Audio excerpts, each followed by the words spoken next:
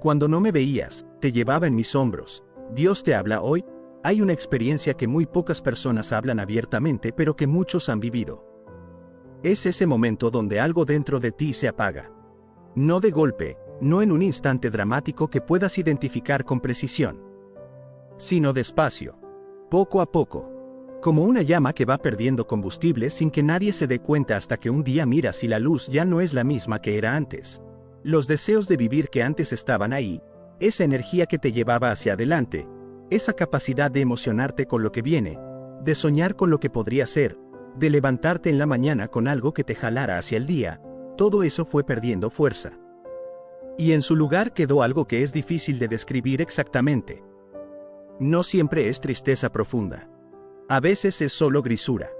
Una especie de indiferencia interior que hace que todo cueste más de lo que debería, que nada se sienta del todo bien aunque tampoco haya una razón concreta para que todo esté mal. Y los sueños. Los sueños que en algún momento eran tuyas, que llevaban tu nombre, que te hacían el corazón grande cuando los pensabas. Llegó un momento donde dejaron de sentirse posibles. Donde empezaron a aparecer cosas de otra época, de otra versión de ti, de un tiempo que ya pasó y al que no puedes volver. Y en lugar de doler activamente, empezaron a sentir como algo que ya simplemente no aplica para ti. Dios vio todo eso. Estuvo ahí en cada uno de esos momentos. Y hoy tiene algo que decirte que necesitas escuchar de verdad. Antes de continuar, quiero pedirte algo. Si este mensaje ya está tocando algo real dentro de ti, compártelo ahora mismo por WhatsApp con alguien que lo necesite. Hay personas en tu vida que están exactamente en ese lugar que acabamos de describir y que no han podido decírselo a nadie. Este mensaje puede ser la palabra que estaban esperando sin saber cómo pedirla. Compártelo sin esperar. Y si aún no eres parte de esta familia, suscríbete al canal ahora mismo y activa la campanita. Cada día hay una palabra nueva esperándote aquí. Dios dice hoy, quiero que confíes en mí.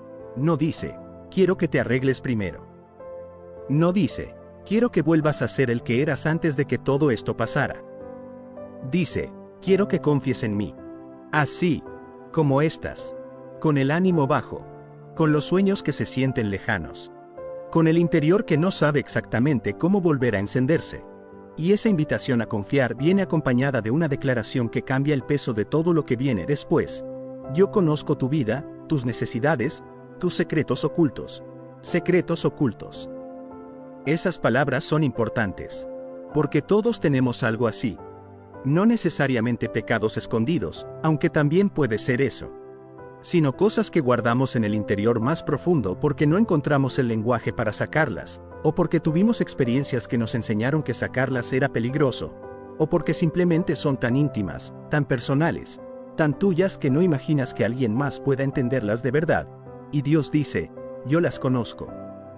No como alguien que las encontró accidentalmente, como alguien que siempre las supo, que las vio cuando tú las guardabas, que las entendió cuando tú mismo no las entendías, que estuvo presente en el momento exacto donde cada una de esas cosas tomó la forma que tiene ahora. No tienes que esconderte delante de mí. No tienes que disimular lo que sientes. Esa es una de las invitaciones más liberadoras que Dios puede hacer.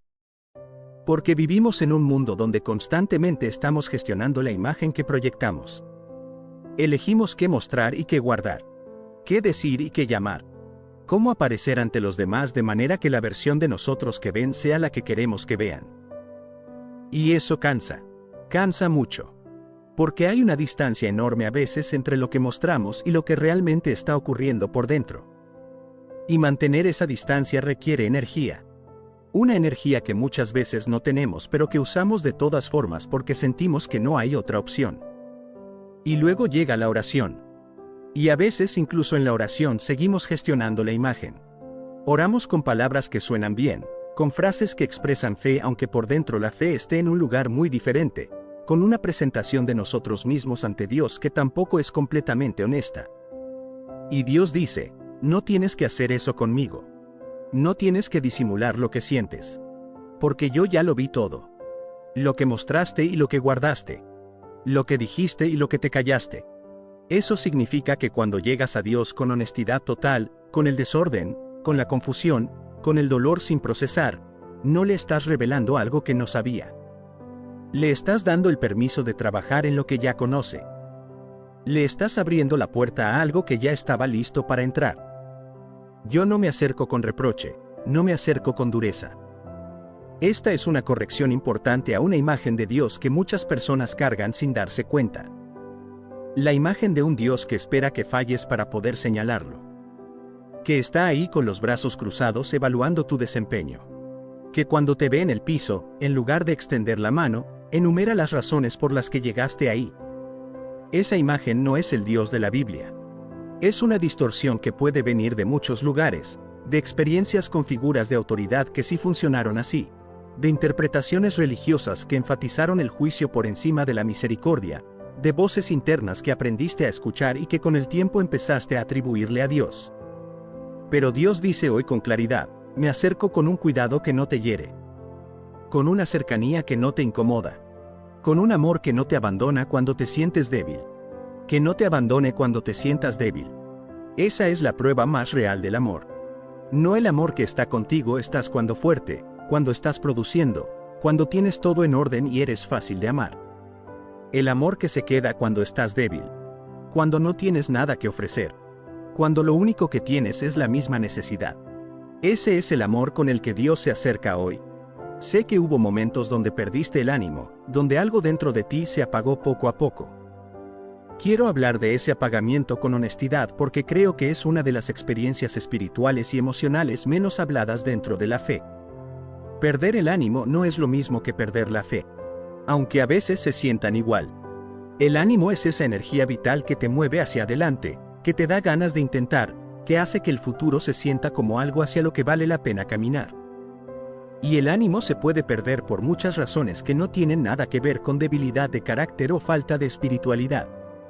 Se puede perder por agotación acumulada, por demasiados golpes seguidos sin tiempo para recuperarse entre uno y otro, por expectativas que no se cumplieron de maneras que dejaron algo roto adentro, por soledad que fue demasiado dura, por circunstancias que estuvieron fuera de tu control pero cuyos efectos tuviste que cargar tú solo.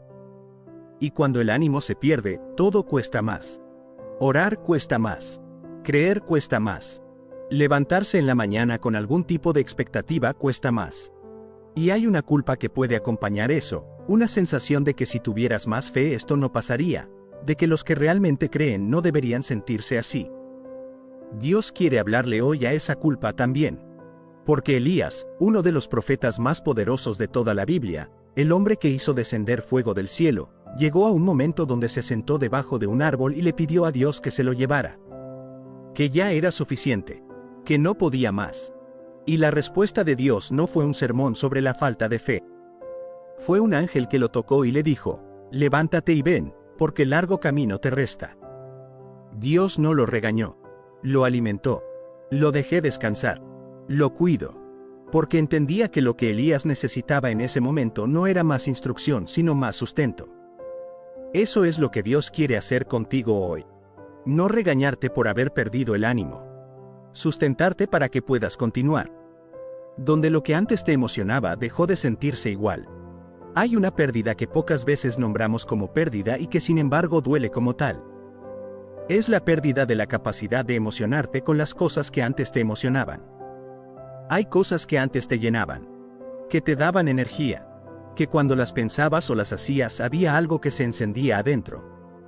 Y en algún punto de la vida, sin que necesariamente puedas identificar exactamente cuándo o por qué, esas mismas cosas dejaron de producir el mismo efecto. Y eso puede generar confusión. Porque si lo que antes te daba vida ya no lo hace, ¿dónde lo buscas ahora? ¿Qué haces con ese vacío que quedó donde antes había entusiasmo? Dios dice, yo vi eso. Yo estuve ahí. Y no me aparte. No se fue cuando el entusiasmo se fue. No te dejó solo en el proceso de entender lo que estaba pasando. Estuvo presente en cada momento de ese apagamiento gradual, viéndote, sosteniéndote, esperando el momento de decirte exactamente lo que te está diciendo hoy. Y la promesa implícita en todo esto es que lo que se apagó puede volver a encenderse. No necesariamente de la misma forma. No necesariamente hacia las mismas cosas. Pero la capacidad de vivir con entusiasmo, de soñar, de sentir que el futuro tiene algo bueno esperando, esa capacidad no está muerta. Está dormida. Y Dios viene hoy a despertarla. Sé que miraste tus sueños y los sentiste lejos, como si ya no fueran para ti, como si se hubieran quedado en otro tiempo. Los sueños que se sienten del pasado. Esa es una de las experiencias más dolorosas que hay. Porque hay algo en un sueño que cuando vive activo te da dirección. Te da una razón para las decisiones que tomas. Te da un norte hacia el cual orientar el esfuerzo. Y cuando ese sueño se siente muerto, o lejano, o como algo que pertenece a una versión de ti que ya no existe, quedan sin ese norte. Sin esa dirección. Sin esa razón. Y el mundo puede seguir moviéndose a tu alrededor a la misma velocidad de siempre. Pero tú te sientes parado. O peor, moviéndose sin saber bien hacia dónde. Quiero hablarte de José. No del José que interpretó sueños y gobernó Egipto. Del José que a los 17 años tuvo un sueño que le costó todo. Que fue vendido por sus propios hermanos. Que fue llevado a Egipto como esclavo. Que fue encarcelado injustamente. Que fue olvidado por alguien que prometió ayudar. En cada uno de esos momentos, el sueño debió haber tenido sentido más muerto que el anterior. Más imposible. Más como algo que quizás nunca fue real, quizás solo fue la imaginación de un muchacho ingenuo que no entendía cómo funcionaba el mundo. Y Dios nunca abandonó el sueño. Nunca canceló el plan. Nunca decidí que las circunstancias habían ganado. Cada cosa que parecía ser la destrucción del sueño resultó ser parte del camino hacia él. Tus sueños no están muertos. Pueden estar en el hoyo, pueden estar en la prisión, pueden estar en el momento donde todo indica que ya no. Pero Dios los ve. Y los sueños que Él pone en un corazón no se vencen con circunstancias adversas. Y ahora llegamos a la frase que es el corazón de todo este mensaje. La frase que lo cambia todo. La frase que reencuadra completamente todos los momentos donde sentiste que Dios no estaba. Cuando no me viste a tu lado era porque te llevaba en mis hombros. Distensión aquí. Deja que eso entre. Cuando no me viste a tu lado. No dice, cuando yo no estaba. Dice, cuando no me viste. Porque hay una diferencia enorme entre ausencia e invisibilidad. Dios nunca se fue. Pero hubo momentos donde no podías verlo. Donde el dolor era demasiado grande, donde la oscuridad era demasiado densa, donde el agotamiento era demasiado profundo para que pudieras percibir su presencia. Y en esos momentos, dice Dios, no estaba parado a tu lado mirándote luchar. Te llevaba en mis hombros.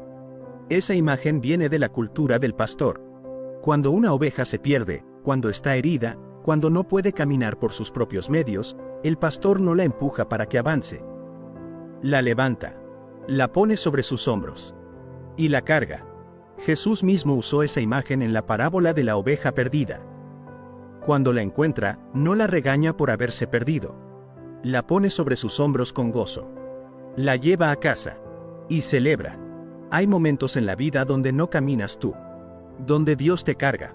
Donde lo que te sostuvo no fue tu fe ni tu fuerza ni tu determinación, sino los hombros de alguien que no se cansa, que no flaquea, que no deja caer lo que toma en sus brazos. Y puede que mirando atrás a los momentos más difíciles de tu vida, a los momentos donde deberías haberte derrumbado completamente y de alguna manera no lo hiciste, puedas reconocer eso. Que no fue tu resistencia. Fue que alguien te estaba cargando cuando tú ya no podías caminar.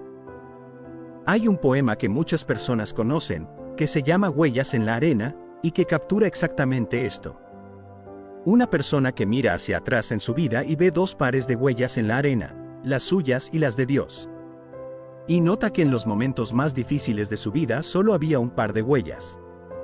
Y le reclama a Dios, ¿por qué me abandonaste justo cuando más te necesitaba? Y Dios responde, Hijo mío, esas huellas que ves son las mías. Fue en esos momentos cuando te cargué. Ese no es solo un poema hermoso. Es una descripción teológica de cómo funciona el cuidado de Dios en los momentos donde nosotros no podemos. Donde nuestras fuerzas no alcanzan, las suyas sí. Donde nuestras piernas no pueden, sus hombros sostienen. Quiero que confíes en mí. Volvemos al inicio. Porque ahora esa invitación tiene un peso diferente a cuando la escuchaste por primera vez hace unos minutos. Confiar en Dios no es un acto de ingenio. No es cerrar los ojos ante la realidad. No es pretendiente que el dolor no existe o que los sueños que se sienten lejanos no duelen. Es reconocer que hay alguien que conoce tu vida completa, que ha estado presente en cada momento que sentiste que no estaba, que te ha llevado en sus hombros en las temporadas donde no podías caminar, y que hoy llega con ese historial de fidelidad a decirte, confía en mí para lo que viene. No porque todo vaya a ser fácil, sino porque nunca vas a atravesarlo solo.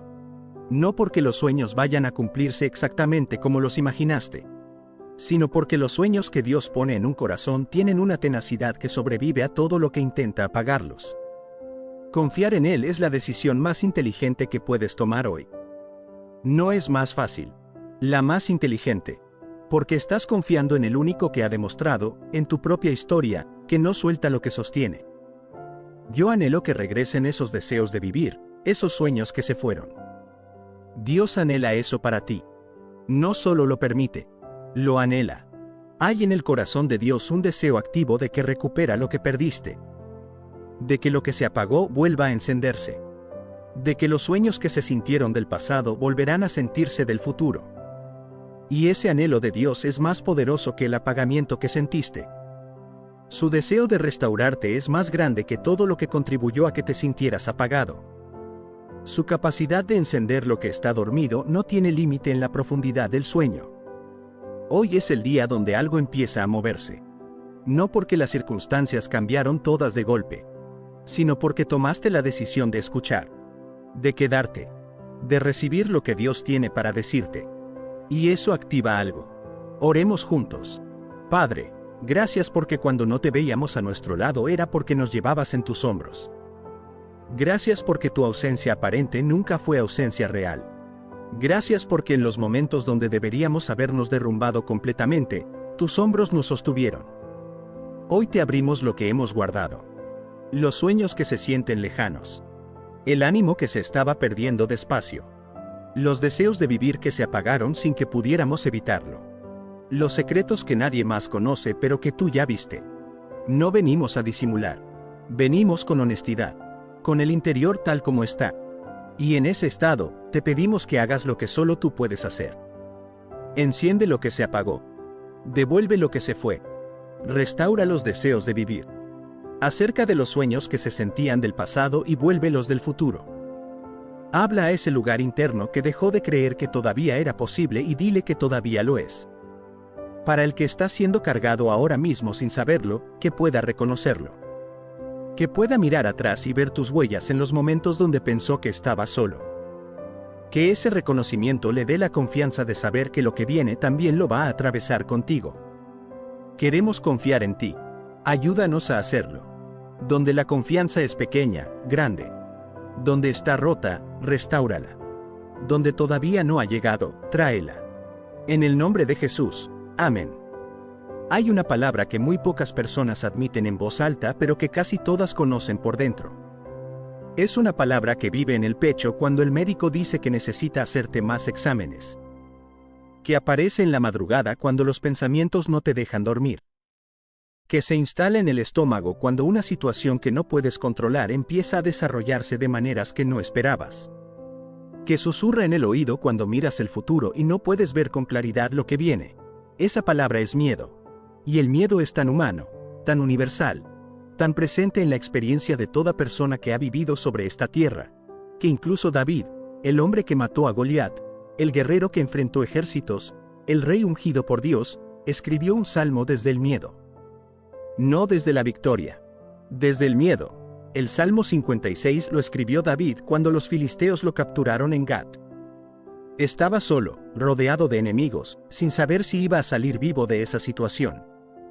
Y en ese momento, en ese lugar exacto de vulnerabilidad y peligro, escribió algo que lleva millas de años siendo ancla para personas en sus momentos más difíciles.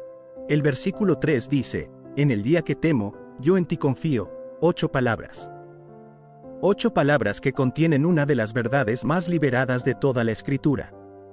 Y hoy vamos a abrirlas juntas, despacio, dejando que cada parte haga su trabajo. Lo primero que me detiene en este versículo es su honestidad. David no dice, soy tan espiritual que nunca siento miedo. No dice, la fe perfecta elimina el temor. Dice, en el día que temo. Reconoce el miedo. Lo nombra. No lo niega, no lo disfraza. No lo llama con otro nombre para que suene más espiritual. En el día que temo. Hay algo profundamente validador en esa frase para cualquiera que esté cargando miedo hoy. Porque a veces la cultura religiosa puede crear la impresión de que el miedo es incompatible con la fe. Que si realmente creyeras, no tendrías miedo. Que sentir miedo es evidencia de que algo está fallando en tu vida espiritual, y ese mensaje no es bíblico. Es dañino, porque lo que hace es añadir culpa al miedo. Y la culpa no elimina el miedo. Solo lo hace más pesado. David tenía miedo. Y David era el hombre según el corazón de Dios. Elías tenía miedo. Y Elías era uno de los profetas más poderosos de la historia. Pedro tuvo miedo en medio del mar. Y Pedro fue el apóstol sobre quien Jesús dijo que edificaría su iglesia. El miedo no es la ausencia de fe. Es la condición humana en la que la fe tiene que trabajar, en el día que temo. Esa pequeña palabra, día, también importa. No dice, en la temporada en que temo. No dice, en los años en que temo. Dados, en el día. Como si el miedo tuviera sus días específicos. Sus momentos particulares donde llega con más fuerza, y eso es exacto a la experiencia real. El miedo no es siempre constante con la misma intensidad. Tiene días donde se siente más manejable y días donde te aplasta. Tiene momentos donde puedes funcionar a pesar de él y momentos donde paraliza completamente. Y David habla del día específico donde el miedo está presente con fuerza. Del momento exacto donde llegó el miedo. Y en ese día, en ese momento, dice lo que hace. Yo en ti confío. Esa es la respuesta al miedo que encontró David. No la eliminación del miedo. La confianza en Dios en el medio del miedo. Los dos coexistiendo. El miedo presente y la confianza también presente. No uno después del otro. Los dos al mismo tiempo. Eso es importante porque muchas personas esperan sentir que el miedo desapareció para entonces confiar. Como si la confianza fuera el estado que viene después de que el miedo se va. Pero David dice lo contrario. La confianza es la respuesta al miedo mientras el miedo todavía está. No cuando el miedo se vaya. En el día que temo. Ahora. En medio de esto. Con el miedo presente, yo en ti confío. Eso es fe activa. No es la fe pasiva que espera condiciones perfectas para ejercerse. Es la fe que se ejerce precisamente en las condiciones más difíciles. La fe que dice, no entiendo todo lo que está pasando, no sé cómo va a resolverse, no puedo ver con claridad lo que viene, y aún así confío en el que sí ve todo eso.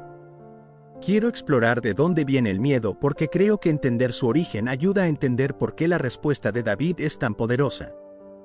El miedo en su forma más básica es una respuesta a la percepción de amenaza.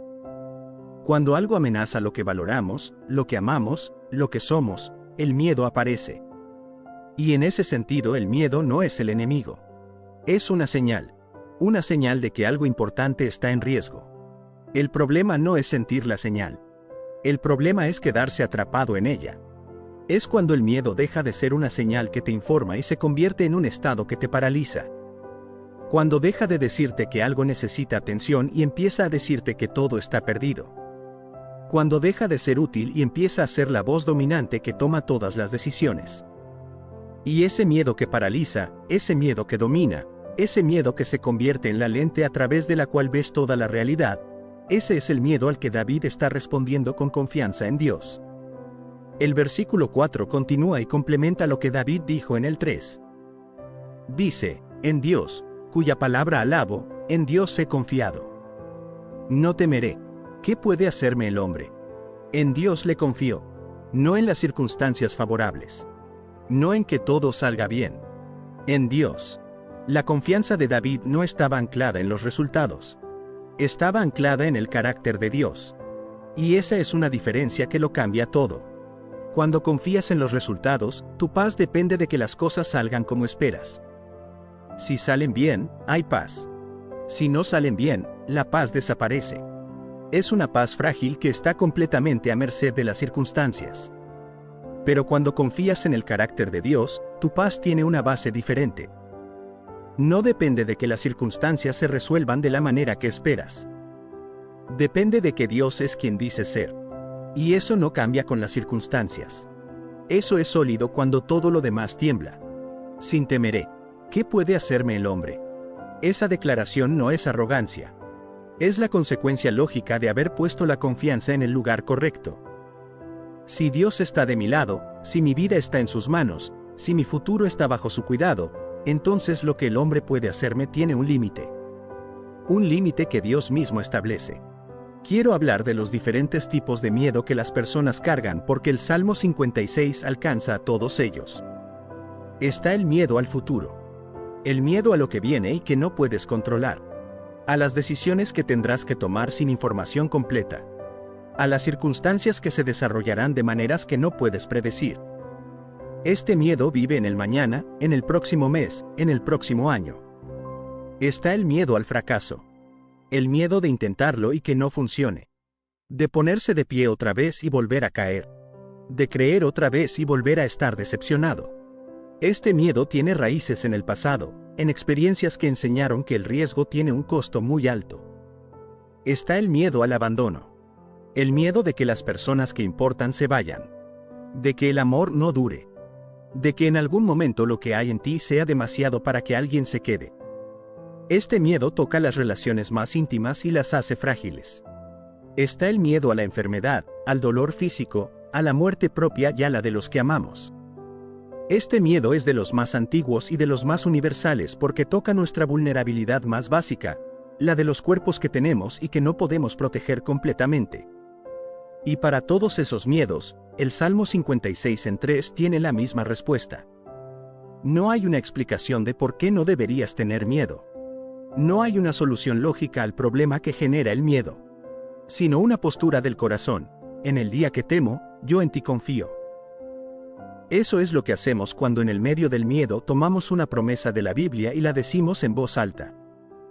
Cuando en el medio de la tormenta recordamos lo que Dios hizo en el pasado y lo usamos como evidencia de lo que hará en el presente. Cuando en el medio de la incertidumbre anclamos el corazón en lo que Dios dijo que es fijo e inamovible. Romanos 10:17 de la mañana dice que la fe viene por el oír y el oír por la palabra de Dios. La fe que desplaza el miedo no viene de hacer un esfuerzo mental por no tener miedo. Viene de escuchar la palabra de Dios. De leerla, de declararla, de alabarla como hizo David. De dejar que lo que Dios dijo sea más grande en tu mente que lo que el miedo está diciendo. Antes de orar quiero que pienses en algo específico. En el miedo que estás cargando hoy. No en general. El específico. El que aparece cuando bajas la guardia. El que llega en la madrugada. El que está presente en el fondo de tu conciencia aunque estés haciendo otras cosas. Y quiero que lo pongas delante de Dios con las palabras de David. No tienes que tener las palabras perfectas. Solo las de este versículo. En el día que temo, yo en ti confío. Dilo de corazón. No como fórmula mágica. Como una declaración de postura. Como la decisión de que en este día, en este miedo específico, tu confianza está puesta en él y no en lo que el miedo dice. Porque el miedo dice que el resultado está determinado y es malo. Y Dios dice que el resultado está en sus manos. Y las manos de Dios tienen un historial de hacer con las situaciones imposibles lo que nadie esperaba que pudiera hacerse. Oremos juntos.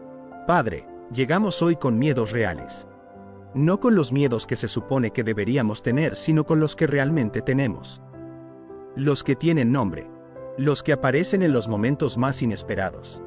Los que a veces son tan grandes que no sabemos cómo cargarlos. Y hoy elegimos hacer lo que hizo David.